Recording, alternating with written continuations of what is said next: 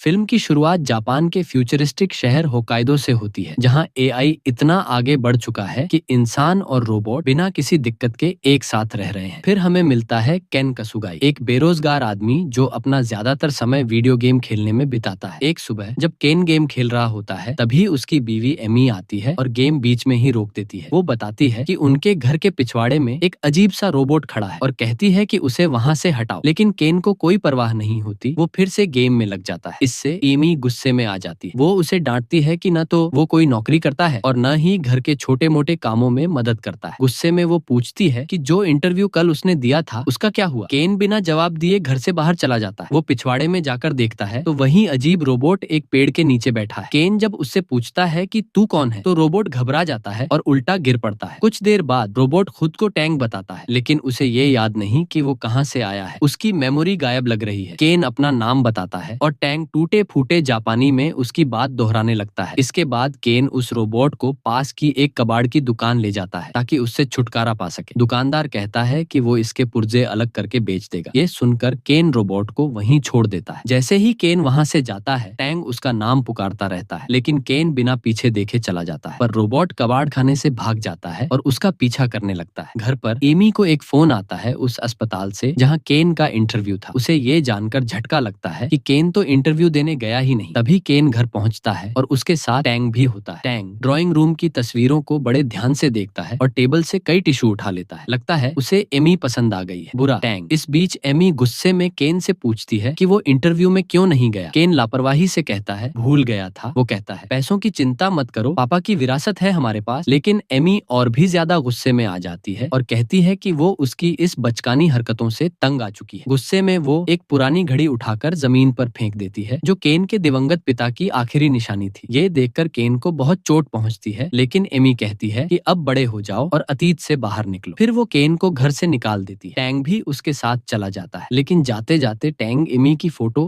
अपनी जेब में रख लेता है और वो टिश्यू भी जो उसने उठाए थे। बाद में दोनों एक बस स्टॉप पर होते हैं और केन परेशान होता है कि अब क्या करे। उसे टैंक से कोई लिक्विड गिरता दिखता है। वो रोबोट का हैच खोलकर देखता है तो अंदर एटोबॉट सिस्टम्स लिखा होता है। ये जापान की एक मशहूर रोबोट बनाने वाली कंपनी होती है। केन उनकी वेबसाइट चेक करता है और पता चलता है कि कंपनी पुराने रोबोट के बदले नए रोबोट दे रही है। अब केन के दिमाग में एक आइडिया आता है, क्यों ना टैंक को एक्सचेंज करके एक ऐसा रोबोट लिया जाए जो घर के काम करे। अगर वो एमी को नया रोबोट गिफ्ट कर देगा तो शायद एमी उसे माफ कर दे और वापस घर बुला ले, और फिर वो वापस सीओडी खेल सके और बोतलों में पेशाब कर सके। इसके बाद दोनों फुकुओका की फ्लाइट लेते हैं, जहां एटोबॉट का हेडक्वार्टर है। प्लेन में एक बच्चा बार बार केन पर मिठाई फेंकता है। केन उसे रोकने की कोशिश करता है, लेकिन बच्चा नहीं मानता। गुस्से में केन उसे ब्रैट कहता है और टैंग बार बार वही शब्द दोहराता है। ये देखकर सब अजीब सा महसूस करते हैं और केन टैंग पर चिल्लाता है। वो उसे कबाड़ का टुकड़ा कहता है और धमकी देता है कि उसे फेंक देगा। टैंग को बुरा लगता है और उसके सिर से भाप निकलने लगती है। फुकुओका में वो एटोबॉट ऑफिस पहुंचते हैं और केन रोबोट को एक्सचेंज करने की कोशिश करता है, लेकिन रिसेप्शनिस्ट बताती है कि टैंग उनके सिस्टम का हिस्सा नहीं है। हाँ, कुछ पुर्जे उनके हो सकते हैं, इसलिए एक्सचेंज मुमकिन नहीं है। उधर एक आदमी शिंजी बच्चों को फैक्ट्री का टूर करा रहा होता है। बच्चे टैंग को देखकर उसके पास भागते हैं और तस्वीरें खींचते हैं। टैंग अपनी दयालुता दिखाता है और एक लेडी बग को कुचले जाने से बचा लेता है। ये देखकर शिंजी इम्प्रेस होता है। वो असल में कंपनी का एक सीनियर रोबोट डिजाइनर है। वो टैंग को चेक करने की परमिशन लेता है और केन मान जाता है। शिंजी उसे अपने ऑफिस ले जाता है और टैंक के अंदर एक कांच की ट्यूब में पीला लिक्विड देखता है। ट्यूब में दरार होती है जिससे लिक्विड लीक हो रहा होता है। शिंजी समझ जाता है कि ये टैंक का फ्यूल है और वो फर्स्ट एड से उसे टेम्पररी फिक्स करता है, लेकिन वो केन को चेतावनी देता है, अगर फ्यूल खत्म हो गया तो रोबोट बंद हो जाएगा। वो ये भी नोटिस करता है कि टैंक बहुत इंटेलिजेंट है और उसमें इमोशंस भी हैं। शिंजी कहता है कि ये रोबोट बहुत खास है और केन को इसका ख्याल रखना चाहिए। इस दौरान हमें दिखता है कि कोई टैंक की कैमरा से इन सबको देख रहा है। फिर शिंजी अपने दोस्त अत्सुकी रिन के बारे में बताता है, जो एक रोबोटिक्स एक्सपर्ट है। वो अब चीन के शेंजन में रहती है और टैंक को सही करने का बस एक ही तरीका है, उससे मिलना। केन को बहुत बुरा लगता है क्योंकि वो इतनी दूर जाना नहीं चाहता, लेकिन जब शिंजी समझाता है कि और कोई रास्ता नहीं है तो केन मजबूरी में मान जाता है। कुछ घंटे बाद दो रहस्यमय लोग कंपनी में पहुंचते हैं। वो दोनों शिंजी को वीडियो दिखाते हैं,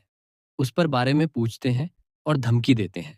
ये लोग खतरनाक लग रहे हैं। डरा हुआ शिंजी आखिरकार सारी जानकारी बता देता है। उधर हम देखते हैं कि केन और तैंग शेनजेन पहुंचते हैं। अगले दिन वो अत्सुकी से मिलने जाते हैं और वो उन्हें देखकर बहुत खुश होती है। वो गर्मजोशी से टैंग को गले लगाती है और कहती है कि वो इस रोबोट से मिलने के लिए बहुत समय से इंतजार कर रही थी। जब अत्सुकी और केन बात कर रहे होते हैं, टैंग दूर एक रिमोट कंट्रोल्ड कार देखता है और उसके पीछे भागता है, लेकिन ये एक जाल निकलता है क्योंकि एक रहस्यमयी जोड़ी रोबोट को पकड़कर अपनी वैन में बंद कर देती है और वहां से चली जाती है। जब बड़े लोग ये देखते हैं तो गाड़ी के पीछे दौड़ते हैं, लेकिन पकड़ नहीं पाते। शुक्र है अत्सुकी अपनी आईडी कार्ड जिसमें जीपीएस ट्रैकर होता है वैन में फेंक देती है। फिर हम देखते हैं कि कोई एक बार फिर रोबोट की कैमरा से सारी सिचुएशन देख रहा है। शाम को केन और अत्सुकी जीपीएस ट्रैकर को फॉलो करते हुए एक वेयरहाउस के सामने पहुंचते हैं। कुछ ही देर में केन को अचानक एमी का फोन आता है। वो कहती है कि अब वो उसकी देखभाल नहीं कर सकती और ये भी मानती है कि केन की गैर मौजूदगी में उसे ज्यादा अच्छा महसूस हुआ है। वो कहती है कि चूंकि ये उसके माता पिता का घर है, इसलिए अब वो खुद ही चली जाएगी। केन उसके इस बदले हुए रवैये से हैरान रह जाता है और बहुत दुखी होता है, लेकिन वो उसके फैसले की इज्जत करता है और उसे जाने देता है। कॉल कटने के बाद हम देखते हैं कि इमी भी अपने फैसले से खुश नहीं है और रोने लगती है। केन गेम्स में बहुत अच्छा था। इसी बीच वेयरहाउस का दरवाजा अचानक खुलता है तो केन अपने इमोशंस को एक तरफ करता है और अत्सुकी के साथ अंदर चला जाता है। वो देखते हैं कि दोनों किडनैपर्स आराम से बैठे हैं और ऊपर बियर लेने जा रहे हैं। इस मौके का फायदा उठाकर केन और अत्सुकी जल्दी से टैंक को पकड़ते हैं और निकलने की कोशिश करते हैं, लेकिन तभी एक आदमी डॉक्टर कैटो वहां आ जाता है जो खुद को उन किडनैपर्स का बॉस बताता है। वो उन्हें रोकता है और टैंक के पार्ट्स को देखने लगता है। उसे फौरन समझ आ जाता है कि ये पार्ट्स प्रोफेसर बाबा ने बनाए हैं। थोड़ी देर में कैटो के दो आदमी नीचे आ जाते हैं और टैंक को पकड़ लेते हैं। केन कहता है कि उसे इस बेकार से रोबोट की जरूरत नहीं है और वो तो इसे छोड़ना ही चाहता था। ये सुनकर टैंक गुस्से में आ जाता है और उसके शरीर से भाप निकलने लगती है जैसे प्लेन में हुआ था। ये देखकर दोनों आदमी घबरा जाते हैं और उसे छोड़ देते हैं। असल में ये सब केन की प्लानिंग थी ताकि हंगामा हो सके। फिर वो और अत्सुकी मिलकर किडनैपर्स से लड़ने लगते हैं। आखिर में अत्सुकी एक आदमी से टेजर गन छीनकर उसे बेहोश कर देती है। फिर वो बाकी दोनों पर गन तान देती है और केन को कहती है कि वो रोबोट को लेकर भाग जाए। केन टैंक को लेकर वेयरहाउस से भाग जाता है, लेकिन देखता है कि रोबोट के शरीर से कुछ लीक हो रहा है। तभी उसे एक अननोन नंबर से वीडियो कॉल आता है। कॉल उठाने पर सामने प्रोफेसर बाबा होता है जो टैंक का क्रिएटर है। बाबा रोबोट को देखकर बहुत खुश होता है और उसे जेम्स कहकर बुलाता है। वो केन को उसका ध्यान रखने के लिए धन्यवाद देता है और कहता है कि वो मियाकोजिमा आइलैंड आ जाए। वो बताता है कि ये रोबोट दुनिया को बदलने की ताकत रखता है और वो इसे ठीक कर देगा। इसके बाद वाले सीन में केन और तैंग मियाकोजिमा आइलैंड पहुंचते हैं और वहां की खूबसूरती को बैठकर निहारते हैं। इसी दौरान केन रोबोट से अपने बीते हुए दर्दनाक अतीत के बारे में बात करता है। वो बताता है कि वो एक डॉक्टर बनना चाहता था और एक मेडिकल इंटर्न के तौर पर काम कर चुका है, लेकिन एक दिन उसके पापा का एक्सीडेंट हो गया और उन्हें हॉस्पिटल में लाया गया। उस समय सारे डॉक्टर बाहर थे तो नर्सों ने केन से पूछा कि क्या करना चाहिए, लेकिन केन इतना डर गया था कि कुछ भी जवाब नहीं दे पाया। करीब 1 घंटे बाद एक डॉक्टर आया, लेकिन तब तक उसके पापा की मौत हो चुकी थी। अब के समय में केन टैंक को बताता है कि उस दिन के बाद से उसे खुद पर भरोसा नहीं रहा और उसने काम करना भी छोड़ दिया है। वो खुद को एक नाकाम इंसान कहता है जिसने सालों से अपनी बीवी को सिर्फ निराश किया है। ये सुनकर टैंक को उस पर दया आती है और वो उसे खुश करने के लिए एक मजेदार डांस करता है जिससे केन मुस्कुरा देता है। थोड़ी देर बाद दोनों बाबा के घर पहुंचते हैं। प्रोफेसर उन्हें गर्मजोशी से मिलते हैं। वो केन का शुक्रिया अदा करते हैं कि उसने जेम्स को वापस लाया। बाबा बताता है कि ये रोबोट सालों से गायब था। एक लैब एक्सीडेंट के बाद बाबा टैंक के फ्यूल ट्यूब को बदल देता है और बताता है कि इसमें गन्ने से बना बायोएथेनॉल फ्यूल है, लेकिन टैंक प्रोफेसर को देखकर खुश नहीं होता और डर के मारे केन के पीछे छुप जाता है। केन जानता है कि वो रोबोट को साथ नहीं ले जा सकता, इसलिए जाने लगता है। टैंक उसके पैरों से लिपटकर उसे रोकने की कोशिश करता है, लेकिन केन भारी मन से उसे छोड़कर चला जाता है। रास्ते में केन की मुलाकात डॉक्टर कैटो से होती है जो बाबा के घर जा रहे होते हैं। जब कैटो को पता चलता है कि केन ने टैंक को बाबा के हवाले कर दिया है तो वो चिंता में पड़ जाते हैं। फिर कैटो एक हादसे के बारे में बताने लगते हैं जो 5 साल पहले हुआ था। वो बताते हैं कि वो पहले बाबा के साथ जेम्स सीरीज पर काम करते थे जो मिलिट्री रोबोट प्रोजेक्ट था। एक बार ट्रेनिंग के दौरान एक रोबोट को डर लगने लगा और उसने सबको मारना शुरू कर दिया। पता चला कि उस रोबोट ने इमोशंस डेवलप कर लिए थे जिसे बाबा ने एआई का बड़ा ब्रेक थ्रू माना। बाबा ने वो यूरोचिप निकालकर एक नए रोबोट में लगा दी और लैब में आग लगा दी। तब से पुलिस उसे ढूंढ रही है। ये सब सुनकर केन घबरा जाता है और काटो की कार लेकर वापस बाबा के घर की ओर भागता है। उधर बाबा टैंक से यूरोचिप निकालने की कोशिश कर रहा होता है, लेकिन डरा हुआ टैंग भाग जाता है। कैन पहुंचता है और लैब में घुसकर टैंग को ढूंढता है। दोनों भागने की कोशिश करते हैं, लेकिन बाबा कंप्यूटर से सारे दरवाजे बंद कर देता है। काटो भी आ जाता है, लेकिन वो बाहर ही फंसा रह जाता है। बाबा कैन से कहता है कि वो उससे सालों से रोबोट के कैमरे से सब देख रहा था। वो कैन को लूजर कहता है, जो अपने अतीत में फंसा हुआ है और अपने परिवार का ख्याल नहीं रख पाया। बाबा अपने प्लान का खुलासा करता है कि वो टैंग की इंटेलिजेंस से दुनिया का सबसे ताकतवर इंसान बनना चाहता है। वो टैंग की तरफ कुल्हाड़ी लेकर बढ़ता है, लेकिन कैन रास्ते में आ जाता है। बाबा पूछता है कि वो एक मशीन के लिए इतना क्यों कर रहा है, तो कैन जवाब देता है कि टैंग उसका दोस्त है। बाबा को ये बात पसंद नहीं आती और वो एक रोबोटिक आर्म से उस पर हमला करता है। कैन और टैंग मिलकर वो आर्म छीन लेते हैं और कैन उसी से बाबा को बेहोश कर देता है। लेकिन तभी एक भारी अलमारी गिरती है और टैंग उसके नीचे दब जाता है। कैन उसे बचाने की कोशिश करता है, लेकिन फ्यूल लीक हो रहा होता है और टैंग हिल नहीं पाता। कैन ट्यूब बदलने की कोशिश करता है, लेकिन फिर भी टैंग नहीं उठता। वो कैटो को वीडियो कॉल करता है, जो उसे बताता है कि वायर टूटी हुई है। कैन उसे जोड़ता है। फिर कैटो बताता है कि कोर यूनिट भी कनेक्ट करनी होगी। 2 सॉकेट होते हैं और कैन पूछता है कौन सा सही है, लेकिन कैटो कहता है कि सिर्फ बाबा को पता था। अगर गलत सॉकेट चुना गया तो शॉर्ट सर्किट हो जाएगा और टैंक खत्म हो जाएगा। कैन डरता है, लेकिन हिम्मत करके एक सॉकेट चुनता है। उसका अंदाजा सही निकलता है और टैंक उठा है, लेकिन वो खुद को जेम्स बताता है और कुछ याद नहीं होता। कैन उसे टैंक कहता है और उन्हें जो कुछ भी साथ में बीता वो सब याद दिलाता है। धीरे धीरे टैंक को सब याद आ जाता है, जो साबित करता है कि उसके अंदर जज्बात है। टैंक आखिर में कैन को उसका नाम लेकर बुलाता है और कहता है कि वो उससे प्यार करता है। कैन भी बहुत खुश होता है और कहता है कि वो भी टैंक से प्यार करता है। अगले सीन में पुलिस बाबा को गिरफ्तार कर लेती है। कैन टैंक के साथ घर लौटता है और अपनी बीवी सिमी को देखता है, जो घर छोड़ने ही वाली होती है। कैन देखा है कि उसने उसके पापा की पुरानी घड़ी ठीक कर दी है, जिससे उसे बहुत खुशी होती है। वो उसे रोकना चाहता है, लेकिन डर के मारे कुछ कह नहीं पाता। टैंक तब कैन की एक रिकॉर्डेड मैसेज प्ले करता है, जिसमें वो कहता है कि वो फिर से डॉक्टर बनेगा और अपने अतीत से आगे बढ़ेगा। वो वादा करता है कि वो एक बेहतर इंसान बनेगा और अपनी बीवी को वापस पाएगा। सिमी ये सुनकर इमोशनल हो जाती है और कहती है कि वो उसे एक मौका देगी। कैन रोते हुए माफी मांगता है और कहता है कि अब वो एक अच्छा पति बनेगा। फिल्म खत्म होती है जब दोनों एक दूसरे को गले लगाकर किस करते हैं और टैंक की आंखों पर कपड़ा डाल देते हैं।